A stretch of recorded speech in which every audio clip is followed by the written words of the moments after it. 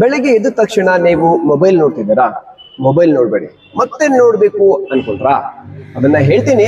ಅದಕ್ಕಿಂತ ಮುಂಚೆ ನಮಸ್ಕಾರ.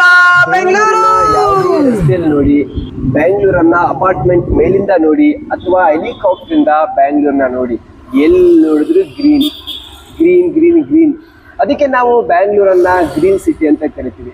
I love Bengaluru. ಇನ್ನೊಂದು, ನಾವು ಬೆಳಿಗ್ಗೆ ಎದ್ದ ತಕ್ಷಣ ಮೊಬೈಲ್ ನೋಡ್ತೀವಿ. ಯಾವುದೇ ಕಾರಣಕ್ಕೂ ಕೂಡ ನೀವು ಮೊಬೈಲ್ ಅನ್ನ ಎದ್ದ ತಕ್ಷಣ ನೋಡಕ್ ಹೋಗ್ಬೇಡಿ. ಯಾಕೆ ಅಂತ ಹೇಳಿದ್ರೆ ಅದು ತುಂಬಾ ರೆಟಿನಾ ಪರದೆಗಳಿಗೆ ನಮಗೆ ಪ್ರಾಬ್ಲಮ್ ಕೊಡುತ್ತೆ.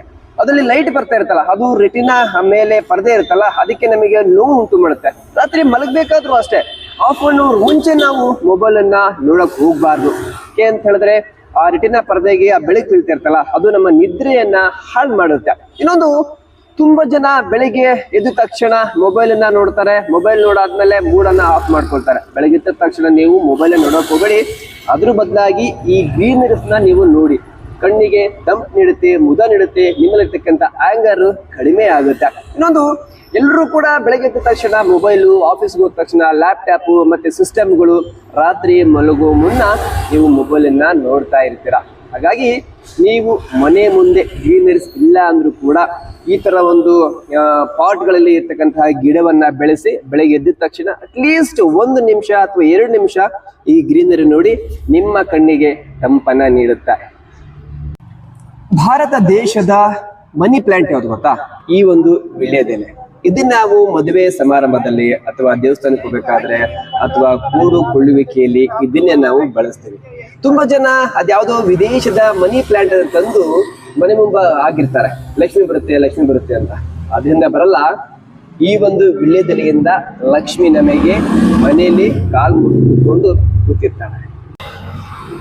ಗ್ರೀನರಿ ನೋಡ್ಬೇಕು ಅಂತ ಹೇಳಿ ಮನೆ ಮುಂಭಾಗ ಪಾಟ್ಗಳಲ್ಲಿ ಯಾವುದೋ ಕೆಲ್ಸಕ್ಕೆ ಬರದ ಗಿಡಗಳನ್ನ ನೀವು ಬೆಳ್ಸಕ್ ಹೋಗ್ಬೇಡಿ. ಈ ತರದ ಒಂದು ಹೂ ಬಿಡ್ತಕ್ಕಂತ ಗಿಡಗಳನ್ನ ಬೆಳೆಸಿ. ದೇವ್ರ ಪೂಜೆಗೂ ಹೂ ಕೂಡ ಆಗುತ್ತೆ, ನೋಡಿದ್ರೆ ನಮಗೆ ಖುಷಿನೂ ಕೂಡ ಆಗುತ್ತೆ. ಜೊತೆಗೆ ಹೂ ನಮಗೆ ಇಷ್ಟ ಇಲ್ಲ ಅಥವಾ ಗಿಡ ಇಷ್ಟ ಇಲ್ಲ ಅಂತ ಹೇಳಿದ್ರೆ ತರಕಾರಿ ಬಿಡ್ತಕ್ಕಂತ ಗಿಡಗಳನ್ನ ನೀಡಿ.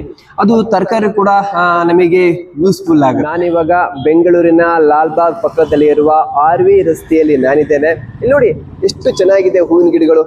ಇಲ್ಲಿ ವೀಳ್ಯದೆಲೆ, ಹಾಗೆ ಸೇವಂತಿಗೆ ಮತ್ತೆ ತರೇವಾರಿ ಗಿಡಗಳು ಇಲ್ಲಿದೆ. ಈ ತರದ ಪ್ಲಾಂಟೇಶನ್ಸ್ ನಿಮ್ಮ ಮನೆಯ ಪಕ್ಕದಲ್ಲಿ ಅಥವಾ ನಿಮ್ಮ ಮನೆಯ ಪಕ್ಕದಲ್ಲಿರುವ ಪಾರ್ಕ್ಗಳಲ್ಲಿ ಅಥವಾ ಮನೆ ಮುಂಭಾಗ ಗಾಡಿಗಳಲ್ಲಿ ಈ ಒಂದು ಹೂವಿನ ಗಿಡಗಳನ್ನ ಮಾರ್ಕೊಂಡು ಬರ್ತಾ ಇರ್ತಾರೆ. ನೀವು ಅವ್ರನ್ನ ನೆಗ್ಲೆಕ್ಟ್ ಮಾಡಕ್ ಹೋಗ್ಬೇಡಿ. ಅಂತ ಹೇಳಿದ್ರೆ ಅವರು ಜೀವನಕ್ಕೆ ಅದನ್ನ ಮಾಡ್ತಾ ಇರ್ತಾರೆ. ಬಟ್ ಇದು ನಿಮ್ಮ ಜೀವನಕ್ಕೆ, ಮನಸ್ಸಿಗೆ ತುಂಬಾ ಯೂಸ್ಫುಲ್ ಆಗುತ್ತೆ. ಅದಕ್ಕೆ ಹೇಳ್ತಾ ಇರ್ತೀನಿ, ಜಾಗ ಇಲ್ಲ ಅಂತ ಹೇಳ್ತಿರ್ತಾರೆ ಹೂವಿನ ಗಿಡ ಬೆಳೆಯಕ್ಕೆ ಅಂತೇಳಿ. ಪ್ರತಿ ಮನೆ ಮುಂದೆ ಈ ಪ್ಯಾಸೇಜ್ ಇದ್ದೇ ಇರುತ್ತೆ ಅಥವಾ ಕಾಂಪೌಂಡ್ ಇದ್ದೇ ಇರುತ್ತೆ. ಕಾಂಪೌಂಡ್ಗಳ ಮೇಲೆ ಈ ಹೂವಿನ ಗಿಡ ಬೆಳೆಸಿ, ಇಲ್ಲ ಅಂತ ಹೇಳಿದ್ರೆ ತರಕಾರಿಗಳನ್ನ ಬೆಳೆಸಿ. ಎರಡು ಯೂಸ್ಫುಲ್ ಆಗುತ್ತೆ ಅಂತ ಹೇಳ್ತಾ ಮುಂದಿನ ಒಂದು ವಿಶೇಷ ಕಾರ್ಯಕ್ರಮದಲ್ಲಿ ಬಂದು ಭೇಟಿ ಮಾಡ್ತೀನಿ. ಅಲ್ಲಿವರೆಗೂ ನಮಸ್ಕಾರ.